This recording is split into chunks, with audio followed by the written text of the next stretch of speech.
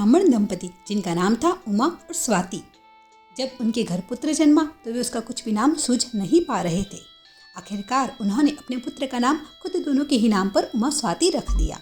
जब उनके घर उमा स्वाति बड़े हुए तो वेदों के महान ज्ञानी बने, लेकिन एक बार अचानक वे किसी जैन मंदिर में जा पहुंचे तो वहाँ वितरागी तीर्थंकर की शांत और वैराग्य रस से भरपूर प्रतिमा को देखकर सोचने लगे, अरे जिनकी प्रतिमा ही इतनी शांत, प्रशांत और उपशांत है, उनके क्या उपदेश और क्या सिद्धांत है, यह मुझे जानना है। इसीलिए उन्होंने जैन आचार्य घोष नंदी जी के पास जैन दीक्षा स्वीकार की और फिर उन्होंने पूर्वों का ज्ञान भी लिया।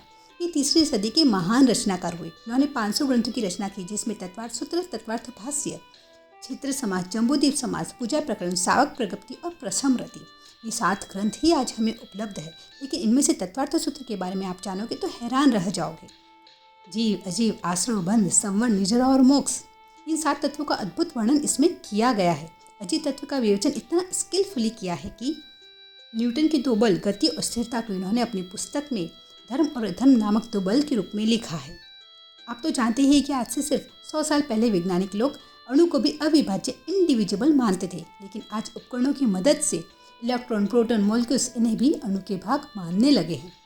लेकिन आचार्य उमा स्वाति ने पुद्गल यानी कि मैटर की सूक्ष्मतम इकाई के प्लस और माइनस परमाणुओं में संघ और विघटन को भी अपनी इस पुस्तक में लिखा है।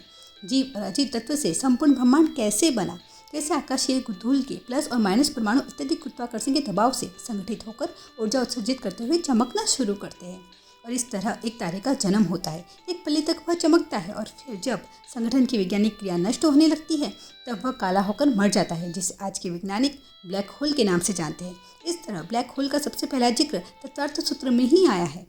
इस तत्वार्थ सूत्र में क्या नहीं है? अणुवाद, कर्मवाद, स्यादवाद, जीव, जड़, जनन, लोक, खगोल, भूगोल, परम शांति और मोक्ष तक का समस्त विज्ञान इस पुस्तक में भरा है। संस्कृत भाषा में लिखा ऐसा ग्रंथ ना भूतो ना भविष्यति, यानी कि ना कभी ऐसा लिखा गया है और ना कभी लिखा जा सकता है। इस अद्भुत ग्रंथ के कारण आचार्य उमा स्वाति का स्थान जैन दर्शन में अमर है। यदि आपको यह वीडियो पसंद आया है तो इसे ज़्यादा से ज़्यादा लाइक और शेयर जरूर करें और जैन धर्म से रिलेटेड महत्वपूर्ण वीडियोज़ देखने के लिए कृपया दिव्य जैनिज्म चैनल सब्सक्राइब जरूर करें। धन्यवाद।